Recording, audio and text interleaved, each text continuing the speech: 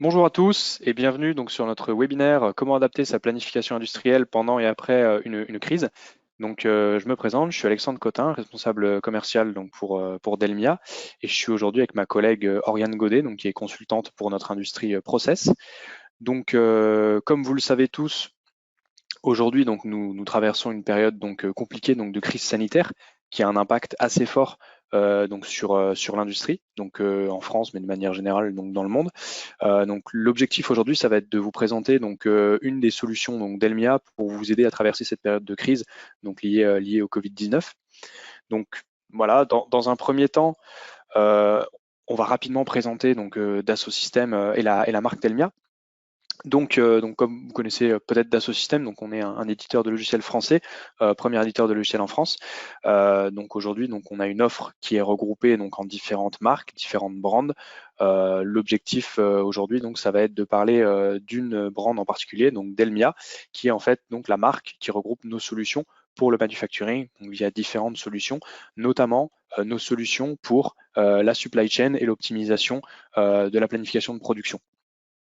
Delmia dispose aujourd'hui d'une présence mondiale et d'une expertise reconnue pour la supply chain.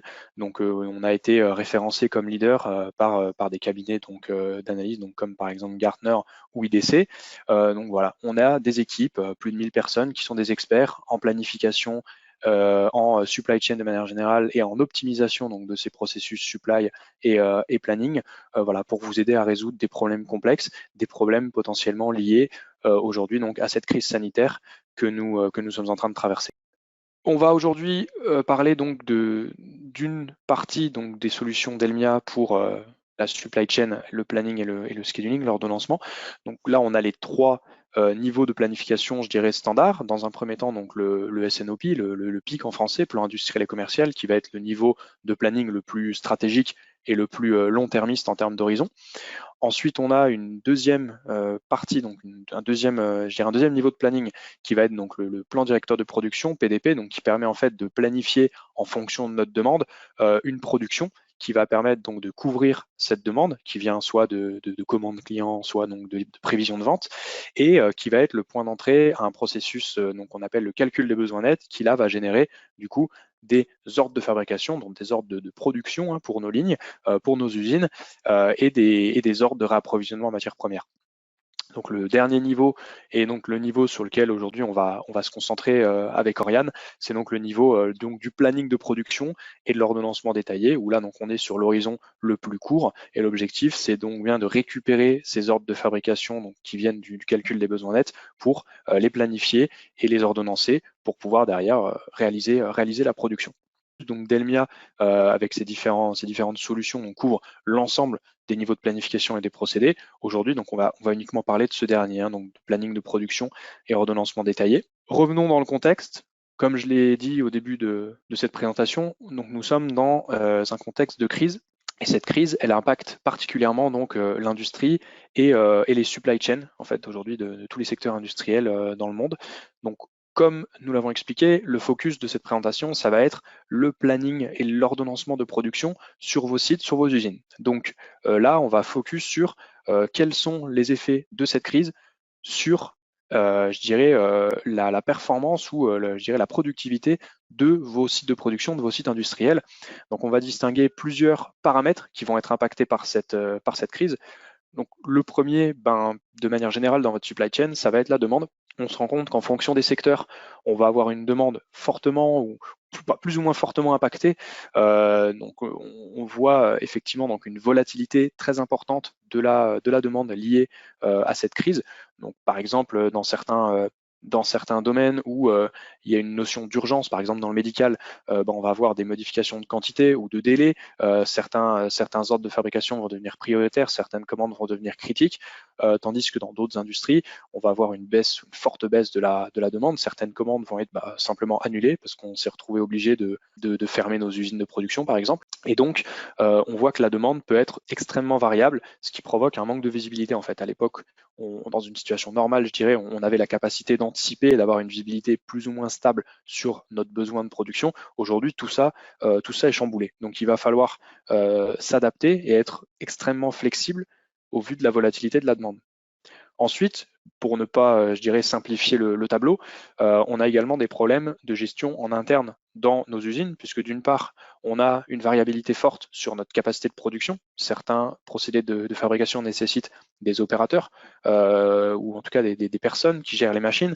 L'idée, c'est que avec toutes les mesures qui ont été prises, par exemple en France, hein, notamment donc, comme le droit de retrait ou du fait du confinement, on a par exemple des enfants à charge qu'on doit se débrouiller pour rester chez nous, pour les garder. On a des mesures de protection, de la distanciation sociale. Donc on sait en fait que la présence de nos opérateurs sur nos lignes de production, elle est remise en question. Elle est remise en question. On n'aura pas forcément accès à toute la main-d'œuvre à laquelle on a normalement accès. Et ça va donc avoir un impact sur notre capacité de production. On va être obligé de fermer totalement ou partiellement certaines lignes. Et donc ces absences vont avoir un impact fort sur notre capacité à produire. Donc en plus du fait d'avoir une demande variable et grosso modo assez changeante au vu de cette période de crise, on a aussi des problèmes à garantir la présence ou non de nos ressources pour délivrer cette production. Donc là, on voit que ça commence à être assez compliqué. En plus de ça, on a besoin donc pour produire nos marchandises de matières premières, on a besoin de s'approvisionner en composants ou en matière pour pouvoir commencer et réaliser notre production. On se rend compte que ça aussi c'est très impacté. Si on prend l'exemple par exemple de la Chine, on voit que la majorité des industries en Europe dépendent d'approvisionnements en matières qui viennent d'Asie.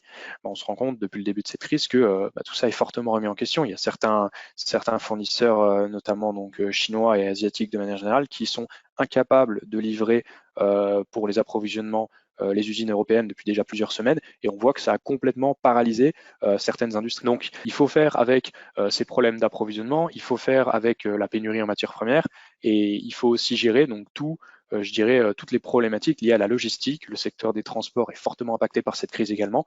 Donc on voit que pour mettre en œuvre notre production, respecter notre demande et s'approvisionner en matières premières, tout ça va être extrêmement complexe et extrêmement délicat dans cette période de crise. En parallèle de tout ça, on a aussi des objectifs, je dirais, managériaux.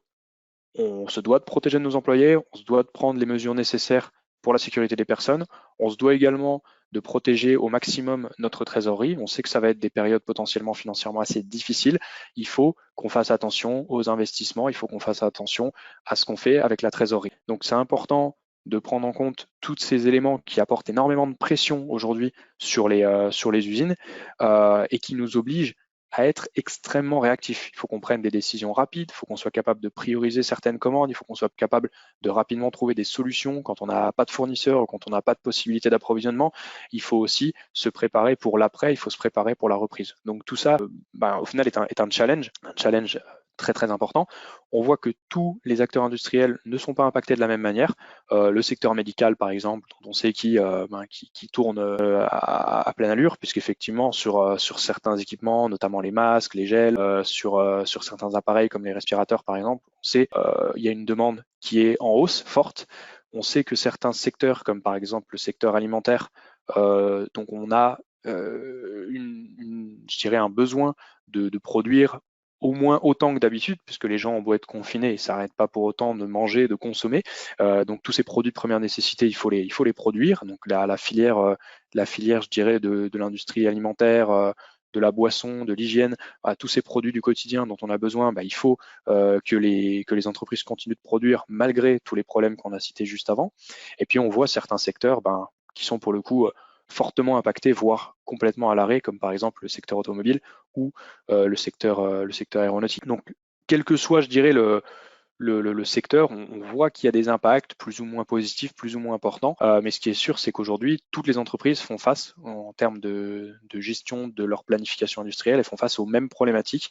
Et donc, ces problématiques n'empêchent pas en fait d'avoir in fine les mêmes challenges, les mêmes défis. On peut voir que en fonction de l'impact, forcément la récupération suite à la crise va être plus ou moins longue. On ne peut pas encore savoir combien de temps ça va durer. On ne sait pas quand est-ce que sera le retour à la normale. Ce qui est sûr, c'est que pour les entreprises qui aujourd'hui ont besoin de continuer à produire, l'objectif, c'est de continuer à être productif, ou en tout cas le plus productif possible dans les circonstances actuelles.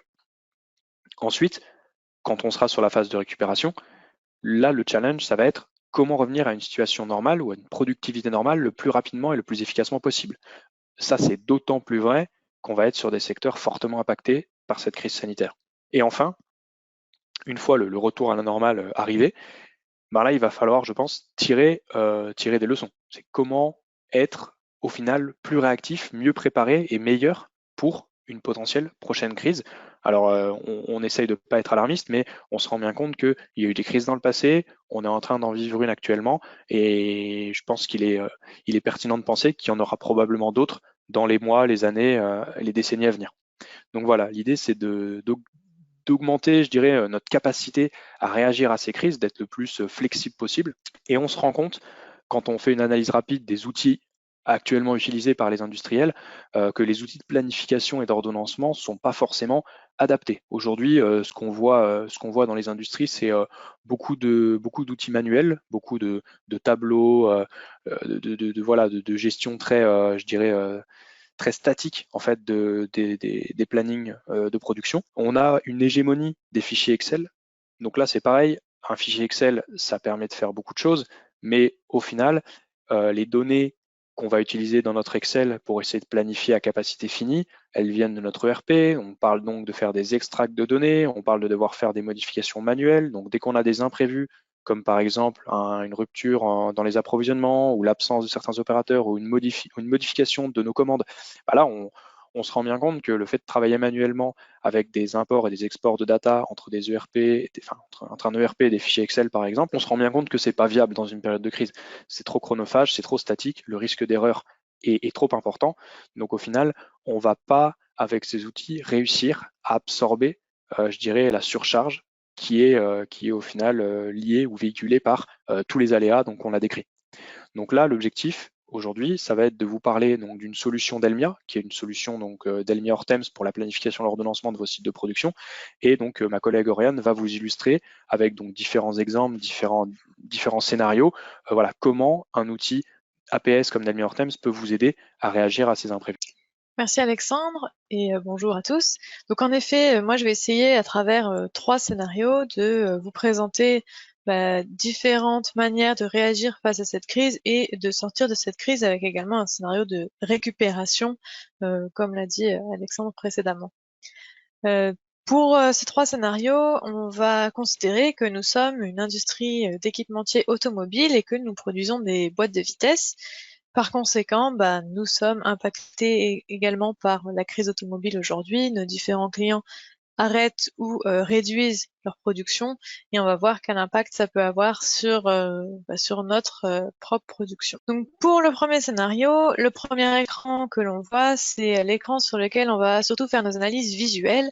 On voit ici un diagramme de charge par machine ainsi qu'un Gantt OF et on a un horizon de 2 mois, mais évidemment tout peut être configuré ici. Donc, la première chose que l'on va faire, c'est d'essayer de retranscrire cette variation de la demande directement dans l'outil pour prendre en compte cette baisse de demande sur notre plan de production. Donc pour ça, ici, on voit les données relatives à nos boîtes de vitesse, une de nos boîtes de vitesse, et on va considérer une baisse de charge de 60% de l'activité pour faire face à la crise actuelle.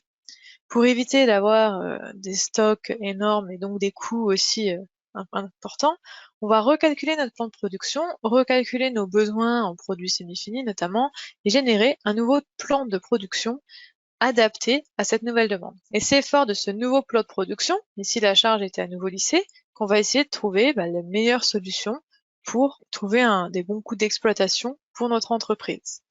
Il faut savoir qu'ici, donc, on n'aura pas de surcharge dans ce scénario-là, hein, les retards sont autorisés.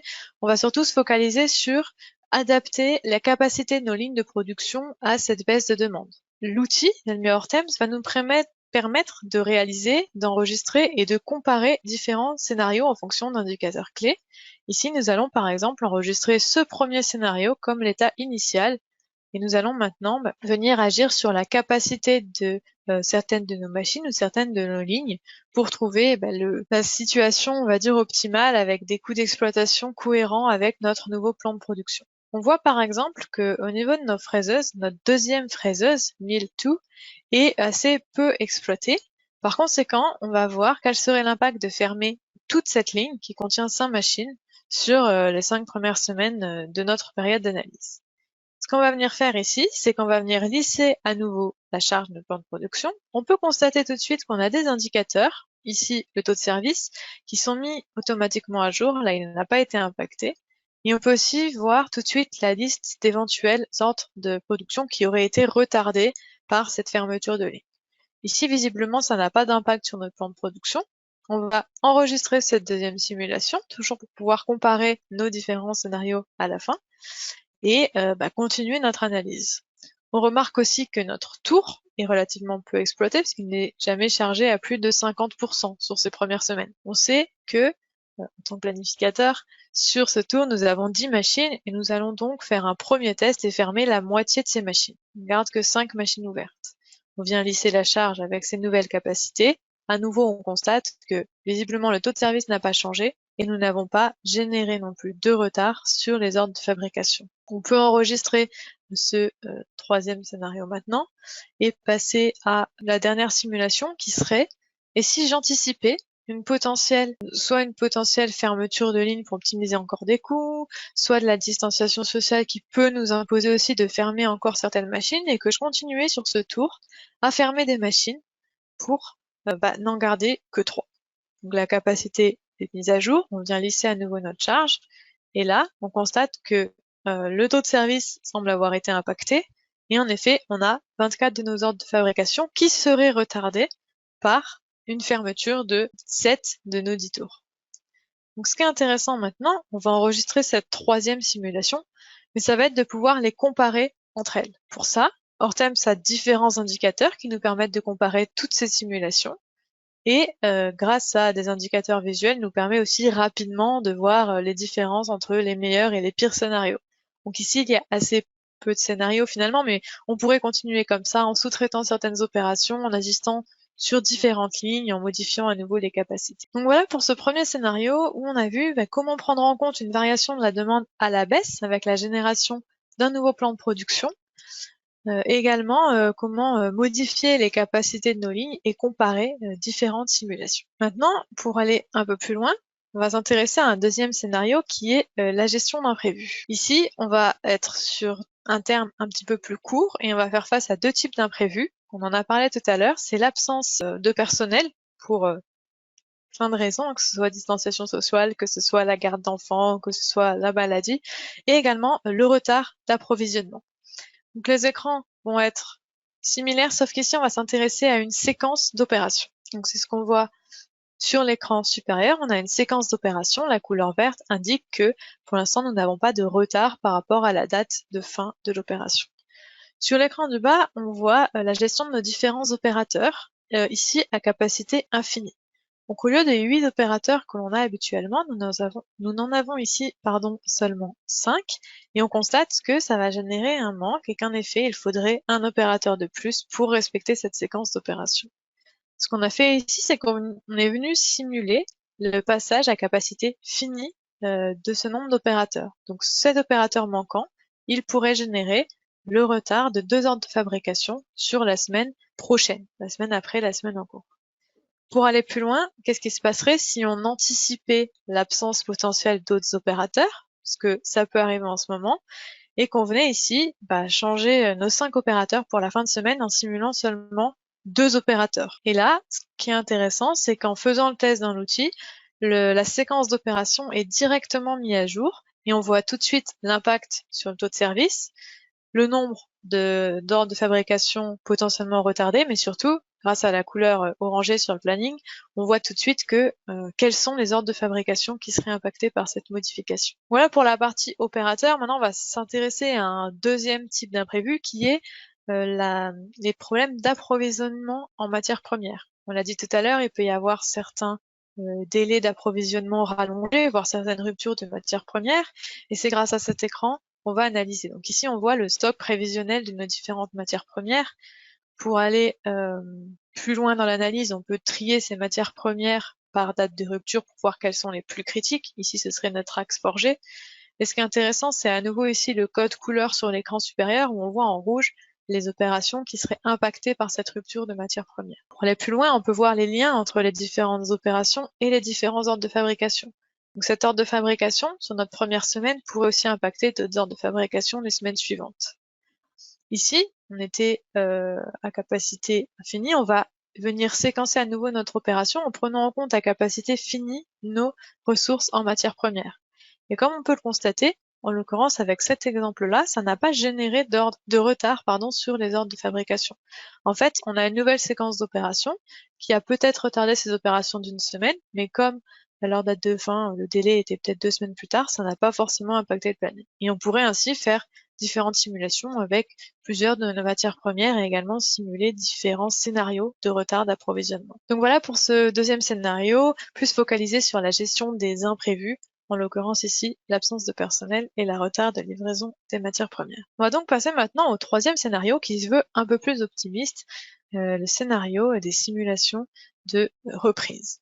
Ici, on va s'intéresser à un seul exemple, une augmentation de charge de 20%.